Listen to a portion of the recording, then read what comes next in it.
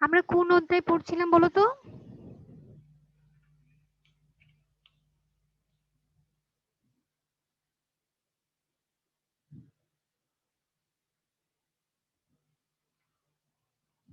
বলো।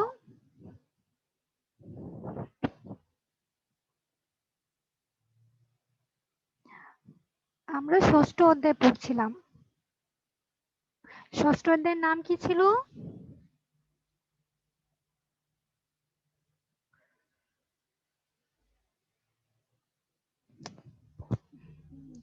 জাতীয় আয়ের ও এর পরিমাপ। হ্যাঁ, জাতীয় আয় ও এর পরিমাপ। আমরা মূলত লাস্ট কয়েকটা ক্লাস এই চ্যাপ্টারের উপরই নিয়েছি এবং মোটামুটি আমাদের পুরো চ্যাপ্টারটাই শেষ হয়েছে। তো এখন আজকে আমরা দেখব কোশ্চেন প্যাটার্ন কেমন হতে পারে, আমরা সেগুলো নিয়ে একটু আলোচনা করব এবং নেক্সট উইকে তোমাদের এই চ্যাপ্টারের উপর একটা আমি গুগল ফর্মে পরীক্ষা নেব। তো আজকে আমি তোমাদেরকে কিছু আইডিয়া দিচ্ছি কোশ্চেন প্যাটার্ন বা এই চ্যাপ্টারের উপর কেমন ধরনের কোশ্চেন হতে পারে, সেটা বর্ণনামূলক হোক, সৃজনশীল কিংবা এমসিকিউ আকারে সবগুলো কোশ্চেনই আমরা তোমাদের পাঠ্য বই যেগুলো আছে সেগুলো আমরা আজকে একটু আলোচনা করব।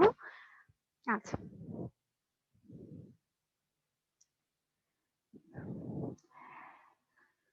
দেখো তোমাদের বই প্রথমেই যে কোশ্চেনটা আছে সেটা হচ্ছে মোট দেশজ উৎপাদনের ধারণা দাও। আমরা মোট দেশজ উৎপাদন কাকে বলে পড়েছিলাম, একদম শুরুর দিকেই পড়েছিলাম। কেউ কি মোট দেশজ উৎপাদন কাকে বলে বলতে পারবে?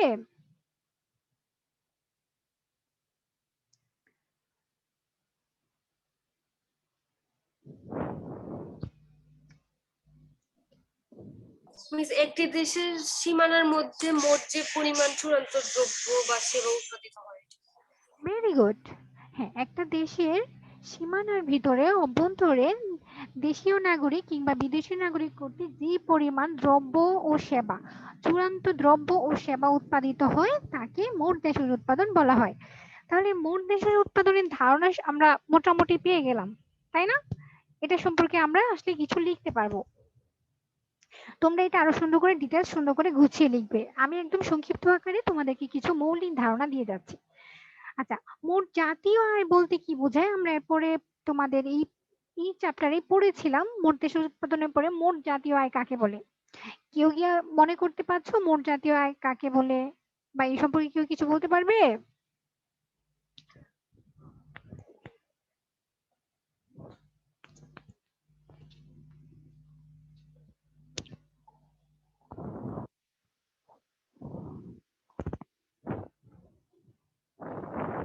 বলো।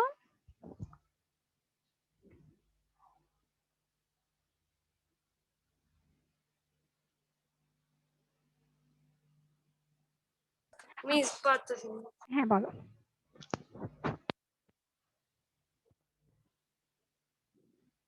ভুল হলে কোনো প্রবলেম নেই, তুমি যতটুকু মনে আছে কিংবা যতটুকু পারো অতটুকুই বলো, আমি কারেকশন করে দেবো, কোনো প্রবলেম নেই। মিস আর্থিক বছরে কোন দেশের নাগরিকগণ কর্তৃক যে পরিমাণ চূড়ান্ত দ্রব্য বা সেবা উৎপাদিত হয়। হ্যাঁ, একটা দেশের নাগরিক কর্তৃক দেশের ভিতরে কিংবা বাহিরে যে পরিমাণ চূড়ান্ত দ্রব্য সামগ্রী উৎপাদিত হয় সেটাকে আমরা মোট জাতীয় আয় বলে থাকি। তাহলে মোট দেশজ উৎপাদনের সাথে মোট জাতীয় আয়ের পার্থক্যটা কোথায়? মোট দেশজ দিয়ে কথাটা দিয়ে আমরা বুঝতে পারছি দেশের অভ্যন্তরে, তাই না? দেশের অভ্যন্তরে সেটা দেশের নাগরিকও হতে পারে, দেশের বাহিরের বিদেশি নাগরিক কর্তৃক উৎপাদিত কোনো দ্রব্য সামগ্রীও হতে পারে, সেটা মোট দেশজ উৎপাদনে যাবে। কিন্তু মোট জাতীয় আয়ের ক্ষেত্রে বলা হয়েছে দেশের নাগরিক, অর্থাৎ যদি তোমার দেশের মোট জাতীয় আয় নির্ণয় করা হয় তাহলে তোমার দেশের যে নাগরিকগণ আছে সেই নাগরিকগণ যে পরিমাণ দ্রব্য ও সামগ্রী উৎপাদন করবে সেটাকে আমরা মোট জাতীয় আয় বলবো।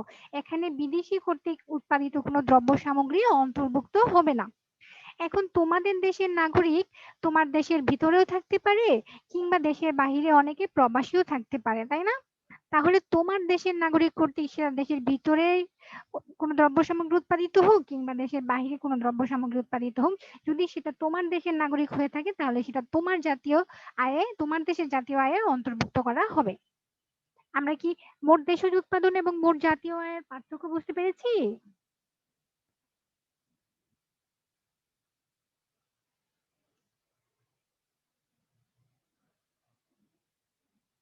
আমরা কি মোট জাতীয় আয় কাকে বলে সেটা বুঝতে পেরেছি? জি জি মিস। মিস। ওকে, তাহলে মোট দেশজ উৎপাদন আর মোট জাতীয় আয় এই দুটোর মাঝে যে বেসিক পার্থক্য সেটা কি তোমরা সবাই বুঝতে পেরেছো? জি মিস। সবাই ক্লিয়ার হয়েছে? শিফা তুমি বুঝতে জি পেরেছো? মিস। জি মিস। সিনহা, মাইদা? জি মিস। জি মিস। জি মিস। ওকে, আচ্ছা তাহলে নিট জাতীয় আয় কাকে বলে? আমরা নিট জাতীয় আয় পড়েছিলাম, তোমরা একটু মনে করার চেষ্টা করো তো নিট জাতীয় আয় কাকে বলে?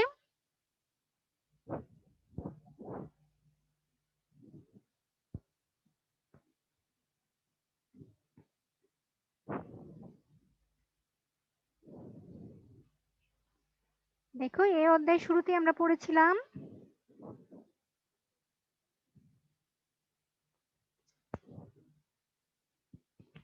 মিস বলবো? হ্যাঁ অবশ্যই বলো। মিস নিট জাতীয় মিস আয়। কোন জাতীয় মিস হ্যাঁ কোন জাতির মোট জাতীয় আয় থেকে মূলধন ব্যবহারজনিত অপচয় পূরণের ব্যয় ব্যয় বাদ দিলে যা থাকে তাকে হ্যাঁ নিট হ্যাঁ হ্যাঁ জাতীয় আয় বলে। Yes right, very good. হ্যাঁ নিট জাতীয় আয় হচ্ছে আমার মোট জাতীয় আয় থেকে মূলধন অপচয় জনিত অপচয় পূরণের ব্যয় যেটা আছে, মানে মূলধন ব্যবহারের কারণে যে অপচয়টা হয়ে থাকে ওভার টাইমে সেটাকে বাদ দিলে আমি যেটাই পাবো সেটাই হচ্ছে আমার নিট জাতীয় আয়।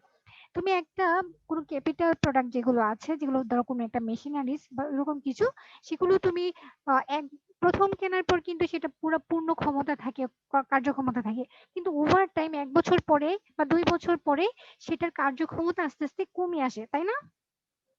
তো এই যে ব্যবহার করার কারণে তোমার যে অপচয় পূরণের ব্যয় হয়ে থাকে সেটাকে বাদ দিলেই আমরা নিট জাতীয় আয় পাবো। সাপোজ তুমি মোবাইল কিনলে, মোবাইলটা যখন আজকে ধরো আজকে ক্রয় করলে, আজকে কিন্তু এটা খুবই সুন্দর নিট এন্ড ক্লিন এবং এটা কার্যক্ষমতা একদম ফুল থাকবে, কিন্তু 2 বছর পরেও কি তোমার এই মোবাইলটা ঠিক সেম ফাংশন করবে?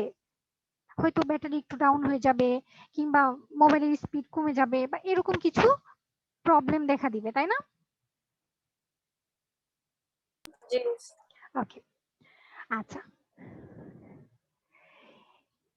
আমরা শিখলাম কি তাহলে? আমরা আমরা অবশ্যই এগুলো আগেও শিখে আসছি, আজকে একটু রিভাইজ করছি। মোট দেশজ উৎপাদন, মোট জাতীয় আয়, নিট জাতীয় আয় আমরা মোটামুটি ধারণা পেয়ে গেলাম। জিএনআই, জিডিপি, এনএনআই এই তিনটার পূর্ণ রূপ বলো তো। জিএনআই, প্রথমেই বলো gross GN. National income. Yes, good. তারপর জিডিপি।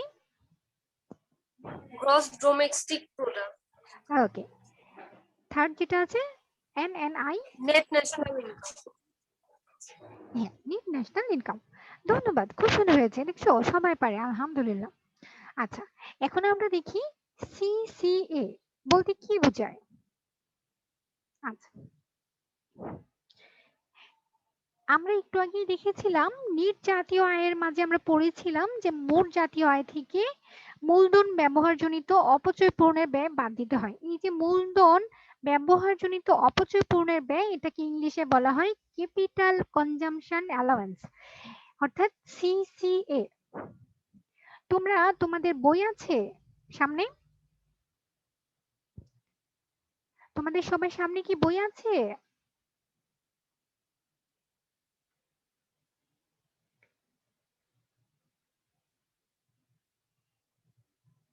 জি মিস। ওকে, তোমাদের বইয়ের পেজ নাম্বার 71 বের করো, ওখানে একদম নিচের প্যারায় দেখো ওখানে লেখা আছে। জি মিস, কাজ দেওয়া। হ্যাঁ, এক পেয়েছো? নম্বর। জি মিস। ওকে, তাহলে আমরা যদি প্রশ্ন আসে সিসিএ বলতে কি বোঝায় তাহলে আমরা কি বলবো?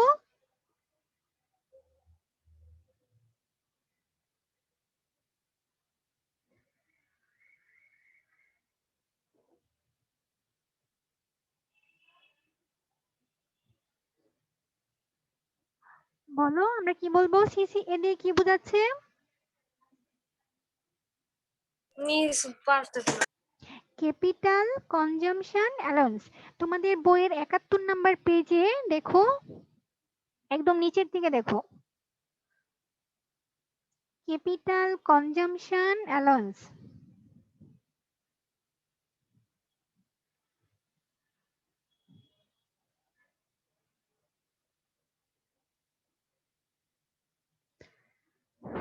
তাহলে সিসিএ বলতে আমরা কি বলবো? Miss capital consumption allowance. Good. আচ্ছা,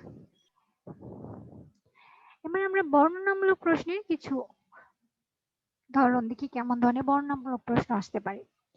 জাতীয় আয় গণনার পদ্ধতি সমূহ ব্যাখ্যা করো। জাতীয় আয় গণনার কয়টা পদ্ধতি আছে?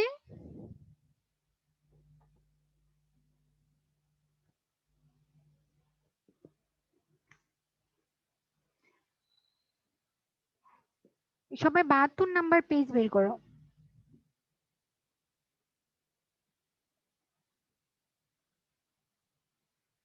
তিনটা।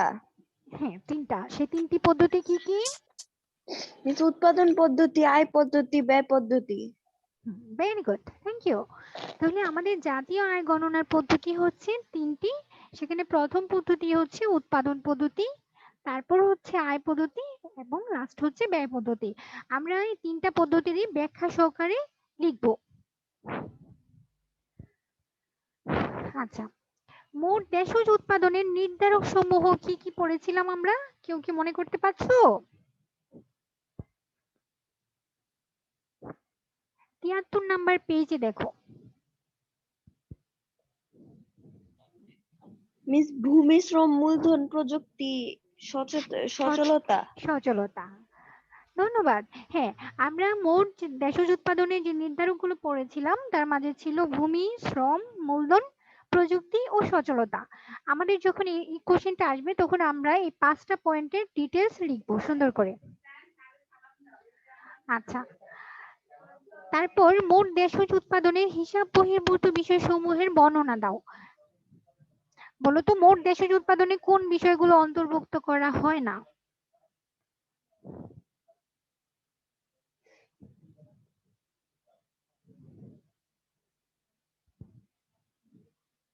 চুয়াত্তর নাম্বার পেজে তোমরা সবাই দেখো। মিস মূলধনী লাভ, ক্ষতি, হ্যাঁ, মাধ্যমিক দ্রব্য সেবা, বিনামূল্য ব্যবহৃত দ্রব্য ও সেবা, অতীতে উৎপাদিত পণ্য ও লেনদেন বিবেচ্য নয়, আর সরকারি ঋণের সুদ, আর বেআইনি কাজ। হ্যাঁ, এই যে যে পয়েন্ট গুলো বললে 6টা পয়েন্ট, এই 6টা পয়েন্ট আসলে আমাদের জিডিপি তে অন্তর্ভুক্ত করা হয় না। যখন আমরা জিডিপি ক্যালকুলেশন করে থাকি বা মোট দেশজ উৎপাদন যখন হিসেব করে থাকি তখন আমরা এই বিষয়গুলোকে বাদ দিয়ে থাকি, অর্থাৎ এই বিষয়গুলো বাদ দিয়ে আমরা বাকিগুলো ক্যালকুলেশন করে জিডিপি নির্ণয় করে থাকি। তাহলে কি কি আমাদেরকে বাদ দিতে হবে? তার মাঝে প্রথমটাই হচ্ছে মূলধনী লাভ ও ক্ষতি, মাধ্যমিক দ্রব্য ও সেবা, বিনামূল্যে যে দ্রব্যগুলো ব্যবহৃত হয় সেগুলো আমরা অন্তর্ভুক্ত করব না। তারপরে যেগুলো অতীতে উৎপাদিত হয়ে থাকে, অর্থাৎ আমি যদি এই বছরে জিডিপি নির্ণয় করি তাহলে আমি গত বছর যে দ্রব্যগুলো উৎপাদিত হয়েছে সেগুলো ক্যালকুলেশন করব না। তারপরে হচ্ছে সরকারি ঋণের সুদ, সরকার যে ঋণ নিয়ে থাকে সেই সুদ, সরকার ঋণ নিলে তাকে সুদ দিতে হয়, সেই সুদগুলো আসলে জিডিপিতে অন্তর্ভুক্ত হবে না। আর যত ধরনের ইলিগেল কাজ আছে, বেআইনি যে কাজগুলো আছে সেগুলো জিডিপিতে বা অর্থনীতিতে অন্তর্ভুক্ত হয় না। অর্থাৎ অর্থনীতিতে যখন জিডিপি ক্যালকুলেশন করা হয় তখন ওই বেআইনি যত ধরনের কাজ আছে, মানি লন্ডারিং বা কেউ দুর্নীতি করলো, কোনো ঘুষ নিল, এই ধরনের যত হিসাব বহির্ভূত কাজ আছে, বেআইনি কাজ আছে, সেগুলো জিডিপিতে অন্তর্ভুক্ত করা হয় না। আচ্ছা, বাংলাদেশের জাতীয় আয়ে কৃষির উপখাতগুলোর অবদান বর্ণনা করো। আমাদেরকে বলো তো কৃষির উপখাত কয়টা উপখাত আছে?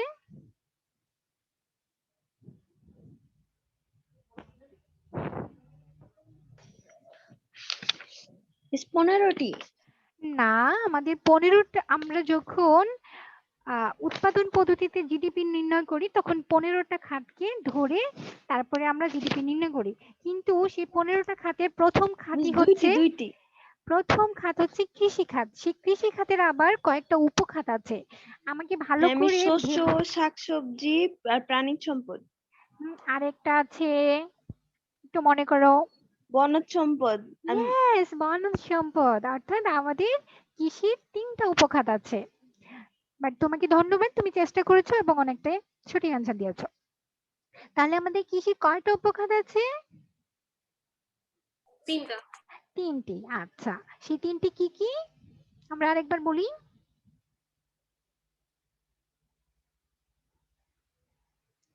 শস্য, শাকসবজি, প্রাণী সম্পদ ও বনজ সম্পদ। আমরা এই তিনটা খাতিরই সুন্দর করে বর্ণনা সহকারে লিখবো। আচ্ছা, তাহলে এই বর্ণনামূলক প্রশ্ন যেগুলো আছে সেগুলো সম্পর্কে মোটামুটি আমাদের ধারণা হয়েছে কি? আমরা কিন্তু এগুলো অনেক একটু ডিটেলস আকারে লিখবো, হ্যাঁ? এখানে কারো কোনো সমস্যা আছে?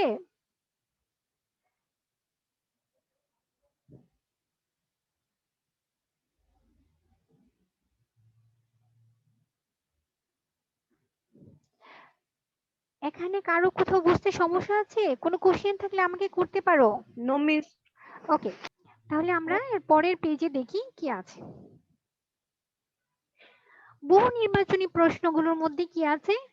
প্রথমে আছে জনপ্রতি বার্ষিক আয়কে কি বলে? বলো তো কি বলে? মাথা পিছু আয়। মাথা পিছু আয়। গুড। আচ্ছা, মোট দেশজ উৎপাদন গণনায় নিচের কোনটি ধরা হয়?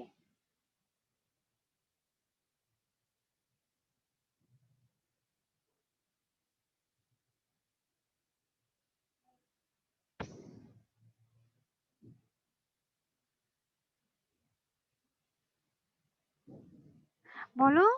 আমরা জিডিপি যে সংজ্ঞা নির্ধারণ করেছিলাম, সেই সংজ্ঞা বলেছিলাম, সেখানে বলেছিলাম কোন দেশের অভ্যন্তরে যেই পরিমাণ চূড়ান্ত দ্রব্য সামগ্রী উৎপাদিত হয় তার বাজার মূল্যের সমষ্টিকে মোট দেশজ উৎপাদন বলে।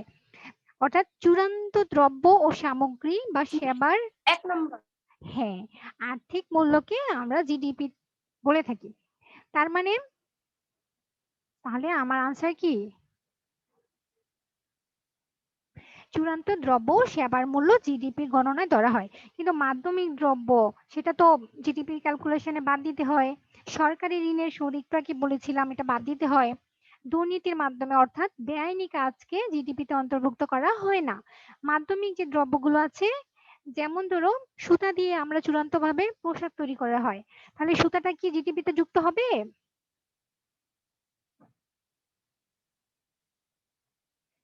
সুতা জিডিপি জি না। মিস। না, সুতা, সুতা দিয়ে সাপোজ তুমি সুতা ক্রয় করলে কোনো একটা দেশ থেকে, হ্যাঁ, সেই সুতা দিয়ে তুমি আবার কাপড় তৈরি করবে।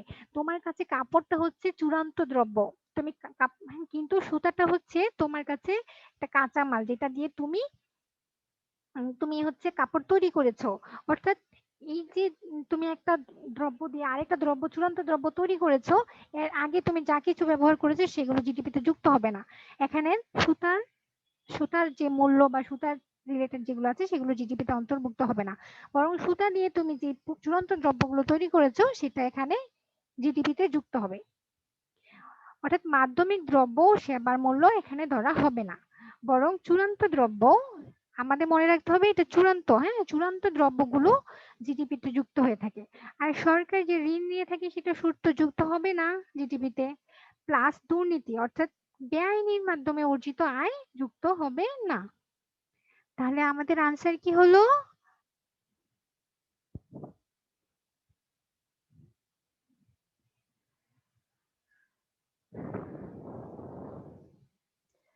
মোট দেশজ উৎপাদন গণনা আমরা নিচের কোনটা ধরবো সব সময়? বলো, আবার বলো সবাই।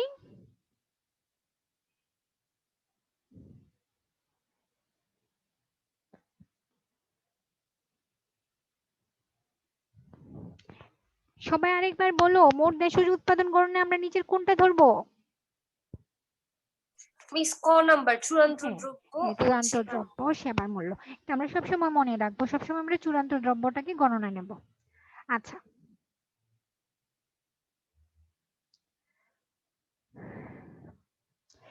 এখন আমরা একটা অনুচ্ছেদ পড়বো, সেই অনুচ্ছেদ অনুসারে কিছু কোশ্চেনের সলভ করব।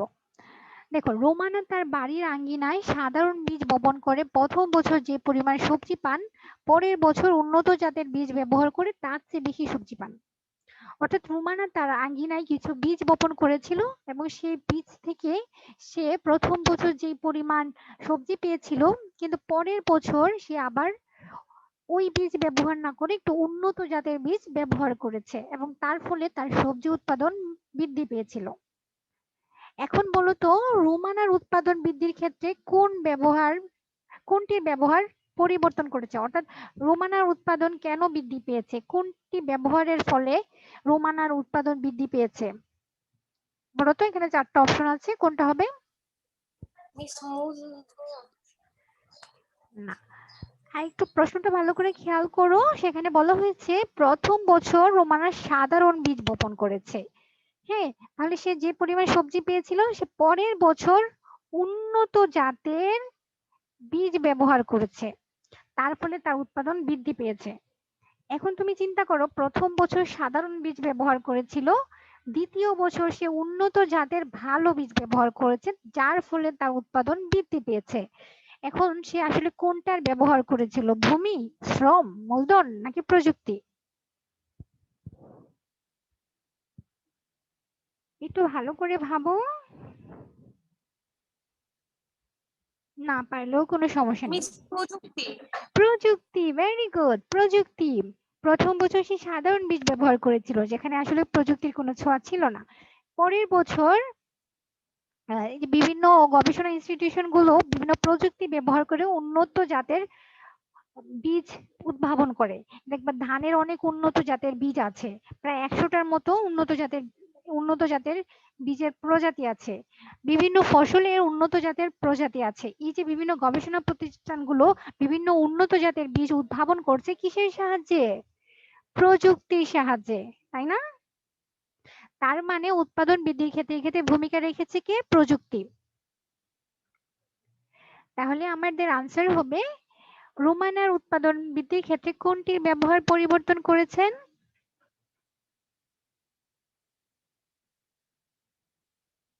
প্রযুক্তি। প্রযুক্তি, ভেরি গুড।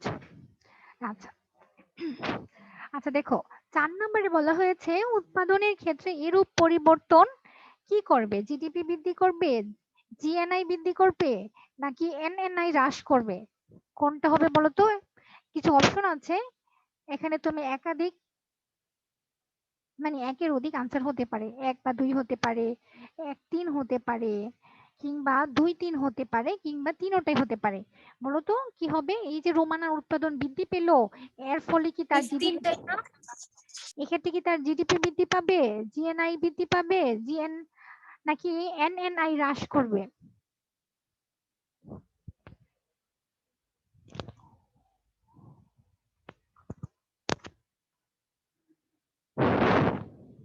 মিস তিনটাই না?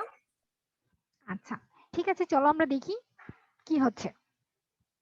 দেখো, কোনো উৎপাদন বৃদ্ধি করা মানে একটা দেশের জিডিপি বৃদ্ধি পাবে, কারণ কোনো দ্রব্যের কোনো চূড়ান্ত দ্রব্য সামগ্রীর উৎপাদন যদি দেশের অভ্যন্তরে বৃদ্ধি পায়, তাহলে সেটা জিডিপি কে বৃদ্ধি করবে। ওকে, জিডিপি বৃদ্ধি পেলো। এবার দেখি জিএনআই এর ক্ষেত্রে কি হয়। জিএনআই হচ্ছে গ্রস ন্যাশনাল ইনকাম, অর্থাৎ দেশের নাগরিকগণ কর্তৃক চূড়ান্ত দ্রব্য যে পরিমাণ চূড়ান্ত দ্রব্য সামগ্রী উৎপাদন হয়। এখন দেশের নাগরিক, রোমানা দেশের নাগরিকই, এবং তার উৎপাদন বৃদ্ধি পেয়েছে মানে জিএনআইও বৃদ্ধি পাবে, তাই না? তাই কি?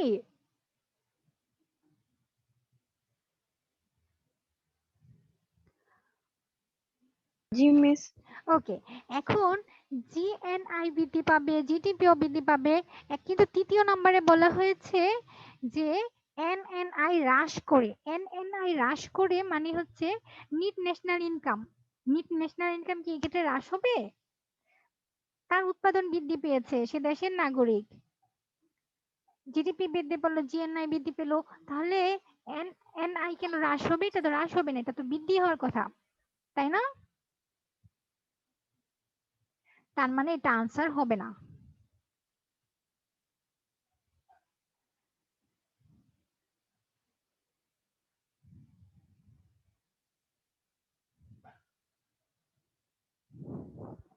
নিট ন্যাশনাল ইনকাম হচ্ছে মোট জাতীয় আয় থেকে কোনো মূলধন ব্যবহারের অপচয়জনিত ব্যয় বাদ দিলে যেটা থাকবে। এখন আমার জিএনআই বৃদ্ধি পেয়েছে, অর্থাৎ মোট জাতীয় আয় বৃদ্ধি পেয়েছে, তাহলে এনএনআই ও তো বৃদ্ধি পাওয়ার কথা, কিন্তু এখানে তো বলছে এনএনআই হ্রাস হয়েছে, তাহলে এটা ভুল। তাহলে আমাদের আনসার কি হবে? 1 ও 2। 1 ও 2 কত নাম্বার অপশনে আছে?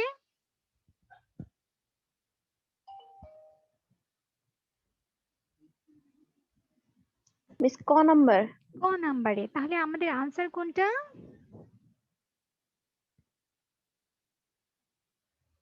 আনসার হচ্ছে ক। ওকে, সবাই কি এই কোশ্চেনটা বুঝতে পেরেছো?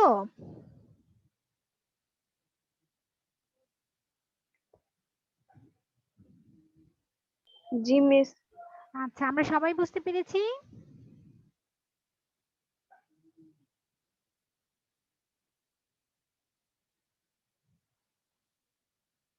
আমরা সবাই কি বুঝতে পেরেছি?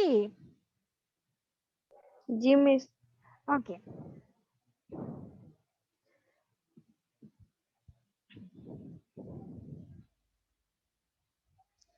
আচ্ছা, এখন আমরা সৃজনশীল কিছু প্রশ্ন দেখব। এখানে দুটো ঘটনা আছে, সেই ঘটনাগুলো আমরা প্রথমে পড়বো, তারপর তার পরিপ্রেক্ষিতে কিছু কোশ্চেনের আনসার করব। দেখো, প্রথমেই বলা হয়েছে শিহাব 10 বছর যাবৎ বাহরাইনে কর্মরত। তিনি প্রতি মাসে তার আয়ের বেশ কিছু অংশ দেশে প্রেরণ করেন।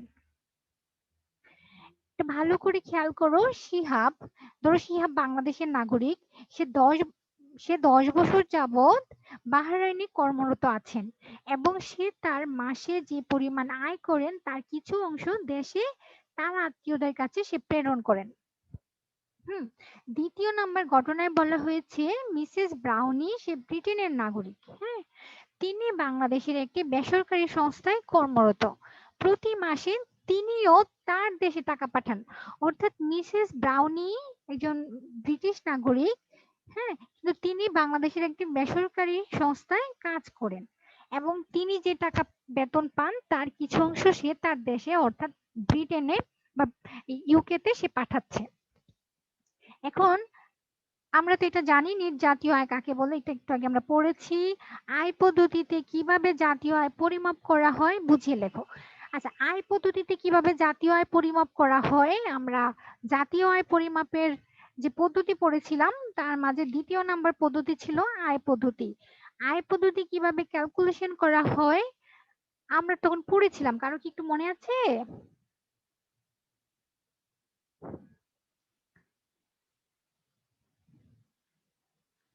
আচ্ছা, আমি তাহলে একটু মনে করিয়ে দিই, একটু রিভাইজ করে দিই।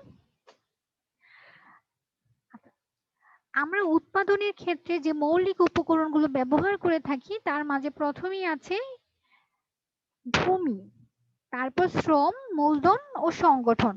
এখন ভূমি ব্যবহার করার কারণে ভূমির মালিক খাজনা পেয়ে থাকে এবং শ্রমিক তার শ্রম দেওয়ার বিনিময়ে মজুরি পেয়ে থাকে। তাহলে মূলধন ব্যবহারকারীরা তাদের মূলধন ব্যবহারের কারণে বা মূলধন কাউকে দিয়ে সে ঋণ হিসাবে দিলেও কিংবা সেই মূলধন ব্যবহার করেও সে সুদ পেয়ে থাকে। আর যে সংগঠনের মালিক আছেন তারা তাদের বিজনেস পরিচালনা করে সে কিছু মুনাফা অর্জন করে থাকে।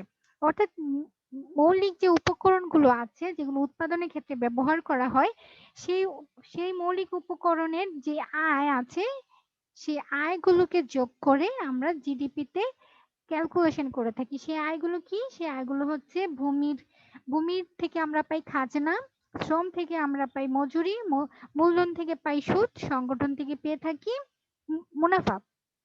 অর্থাৎ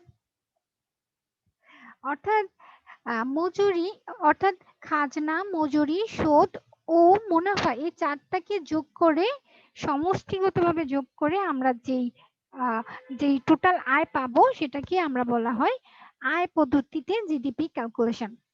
আমরা সবাই বুঝতে পেরেছি?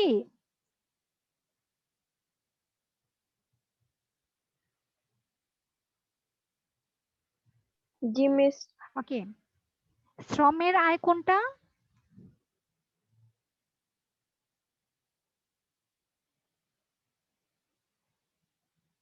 শ্রমের আয় কি? শ্রমিক শ্রম বিক্রি খাজনা। শ্রম বিক্রি করে কি পায়? হুম, একটু ভালো করে চিন্তা করো। মিস পারিশ্রমিক। হ্যাঁ, পারিশ্রমিককে আমরা বইয়ের ভাষায় বলতে পারি মজুরি। অর্থাৎ যারা কোনো সার্ভিস সেক্টরে থাকুক কিংবা যে কোনো সেক্টরেই থাকুক, সে তার শ্রমের বিনিময়ে মজুরি পেয়ে থাকে। পারিশ্রমিকটাকে আমরা মজুরি বলে থাকি। হ্যাঁ, তাহলে শ্রমিক পাচ্ছে তার শ্রমের বিনিময়ে মজুরি। আর ভূমি যারা ব্যবহার করে তারা ভূমির ট্যাক্স হিসাবে, কর হিসাবে খাজনা দিয়ে থাকে। তাহলে ভূমির সাথে ভূমির আয় কি?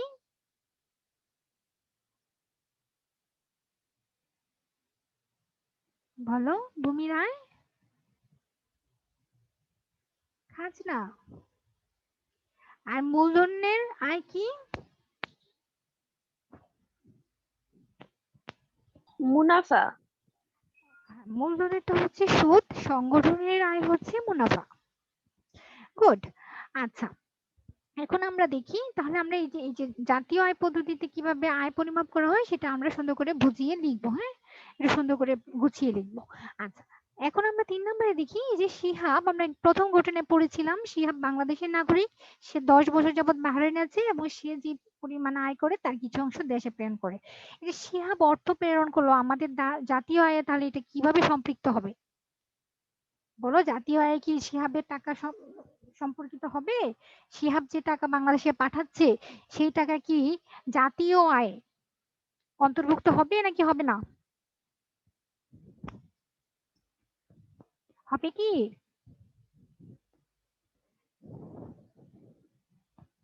বলো। No miss. আচ্ছা, ঠিক আছে, তাহলে আমরা একটু দেখি আসলে অন্তর্ভুক্ত হবে নাকি হবে না। জাতীয় আয়ের সঙ্গে আমরা পড়েছিলাম কোন দেশের নাগরিক কর্তৃক। সেই নাগরিক দেশের ভিতরেও থাকতে পারে, দেশের বাহিরেও থাকতে পারে। অর্থাৎ কোন দেশের নাগরিক কর্তৃক যে পরিমাণ চূড়ান্ত দ্রব্য সামগ্রী উৎপাদিত হয় সেগুলো জাতীয় আয়ে যুক্ত হয়। এখন এই যে শিহাব, সে তো বাংলাদেশের নাগরিক কিন্তু সে বিদেশে বাহরাইনে কর্মরত আছে। শিহাব বাংলাদেশের নাগরিক, সে 10 বছর যাবত বাহরাইনে আছে কিন্তু সে বাহরাইনের নাগরিক না। সে বাংলাদেশেরই নাগরিক কিন্তু বাহরাইনে কর্মরত আছে। সে তার কিছু অংশ দেশে পাঠাচ্ছে মানে জাতীয় আয়ে সেটা সম্পৃক্ত হবে, কারণ সে তো বাংলাদেশের নাগরিক। তাহলে কি আমরা বুঝতে পেরেছি? শিহাবের প্রেরিত অর্থ আমাদের বাংলাদেশের জাতীয় আয়ে কি যুক্ত হবে নাকি হবে না?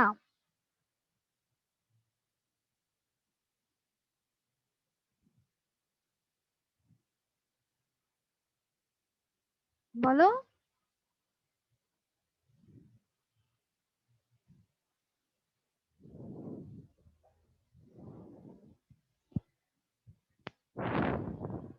আমাদের সময় কম, তোমরা সাড়া দাও, বুঝতে পেরেছো? 1 মিনিট আছে। হুম, বুঝতে পারিনি।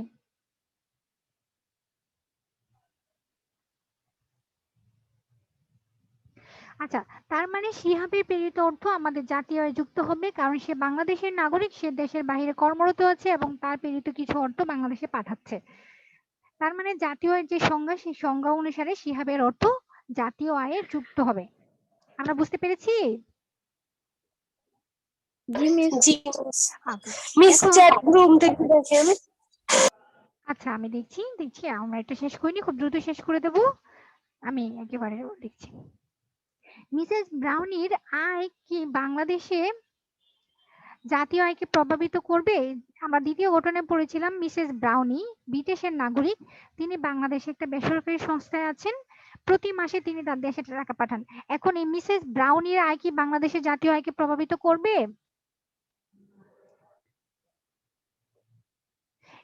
মিসেস ব্রাউনি কিন্তু বাংলাদেশের নাগরিক না, সে হচ্ছে ইউকে বা ব্রিটিশের নাগরিক। এখন তার আয় কি বাংলাদেশের জাতীয় আয়ে যুক্ত হবে?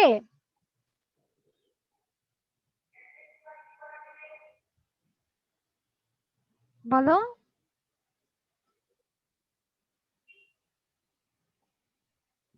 তার নো মিস। হ্যাঁ, তার আয় বাংলাদেশের জাতীয় আয় যুক্ত হবে না যেহেতু সে বাংলাদেশের নাগরিক নয়। আমরা জাতীয় আয়ের সঙ্গে পড়েছিলাম একটি দেশের নাগরিক কর্তৃক চূড়ান্ত দ্রব্য, যে পরিমাণ চূড়ান্ত দ্রব্য সামগ্রী উৎপাদিত হয় সেগুলো জাতীয় আয় যুক্ত হয়। কিন্তু মিসেস ব্রাউনি যেহেতু বাংলাদেশের নাগরিক না, সেহেতু তার আয় বাংলাদেশের জাতীয় আয়কে প্রভাবিত করবে না। আচ্ছা, আমরা দ্বিতীয় নাম্বারটা একটু দেখি। দ্বিতীয় নাম্বার কোশ্চেনে বলা হয়েছে জহির তার নানার বাড়ি মধুপুরে বেড়াতে যায়। তার নানা পুকুরে মাছ চাষ করেন। জহির তার নানার বাড়ির পাশে প্রচুর গাছপালা জীবজন্তু দেখতে পায়। সে জানতে পারে এটি একটি বিশেষ ধরনের অঞ্চল। আমরা সিসিএ কাকে বলে এটা দেখেছি, ক্যাপিটাল কনজাম্পশন অ্যালাউয়েন্স।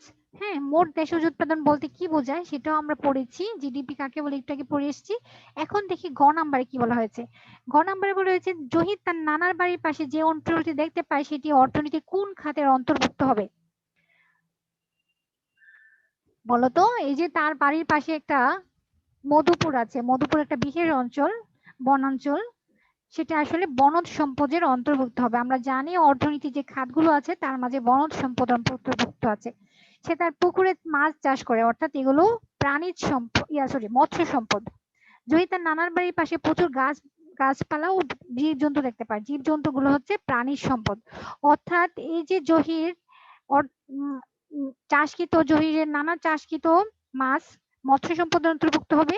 সে যে অঞ্চলটি দেখতে পায় সেগুলো বনজ সম্পদের অন্তর্ভুক্ত হবে। এই জীবজন্তুগুলো প্রাণীর সম্পদের অন্তর্ভুক্ত হবে। আমরা কি সবাই বুঝতে পেরেছি? জি মিস। ওকে, আজকে ক্লাস নিয়ে কারো কোনো সমস্যা আছে? No miss. নো।